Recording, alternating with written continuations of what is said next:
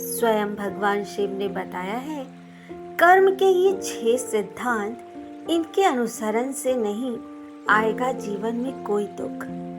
पौराणिक शास्त्रों में भगवान शिव का वर्णन देवों के देव महादेव के रूप में मिलता है। स्वयं भगवान शिव ने कर्म के ऐसे 7 सिद्धांतों का उल्लेख किया है जिनसे बच पाना या जिन्हें टाल पाना लगभग असंभव है। भगवान शिव को सृष्टि के विनाशक के तौर पर दर्शाया गया है, लेकिन साथ ही ये भी बताया गया है स्वयं से भी एक नया आरंभ कर सकते हैं। महादेव द्वारा बताए गए कर्म के इन 7 सिद्धांतों का ध्यान रखने से व्यक्ति जीवन में आने वाली हर विपदा का सामना कर सकता है।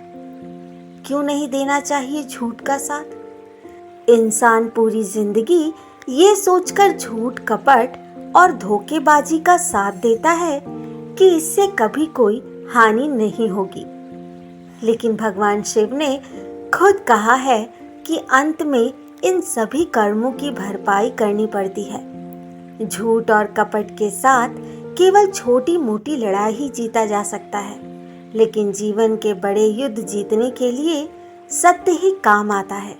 इसलिए हमेशा न्याय का साथ देना चाहिए। इस विश्व में हर व्यक्ति को पूरा ज्ञान नहीं है, लेकिन सभी के पास किसी न किसी चीज का ज्ञान जरूर है। भगवान शिव के अनुसार ब्रह्म ज्ञान की खोज के लिए हमें अपने भीतर ही उसकी तलाश करनी होगी। ये हमें कहीं बाहर से प्राप्त नहीं हो सकता।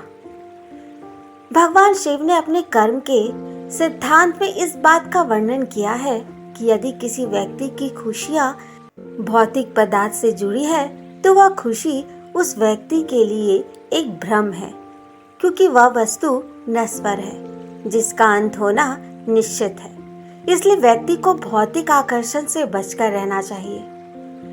व्यक्ति हर काम अपनी या अपने परिवार की खुशी के लिए करता है। वास्तविक खुशी को किसी सीमा में बांधकर नहीं रखा जा सकता। महादेव के अनुसार खुशी मस्तिष्क की वह स्थिति है जब व्यक्ति आंतरिक रूप से संतुष्ट और प्रसन्न होता है। इसलिए खुशी की तलाश भी स्वयं के भीतर ही की जा सकती है, ना कि बाहर। भगवान शिव ने अपने कर्म के 5वें सिद्धांत में कहा है कि व्यक्ति को पानी की तरह निराकार रहना चाहिए। पानी को किसी भी बर्तन में डाला जाए तो उसी का आकार ले लेता है। अगर व्यक्ति पानी का या गुण को अपना लेता है तो वह अपने आप को किसी भी परिस्थिति के अनुसार ढाल सकता है। इससे आपकी खुशियां भी क्षण भंगुर नहीं होगी। जब व्यक्ति का मस्तिष्क शांत होता है तो उसका हृदय, उसकी भावनाएं उसके नियंत्रण में होती है। इससे वह अपने मन की आवाज को अच्छे से सुन समझ सकता है।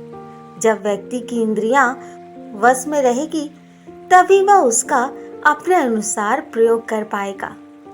भगवान शिव द्वारा बताया गया कर्म का यह आखिरी सिद्धांत सबसे महत्वपूर्ण है।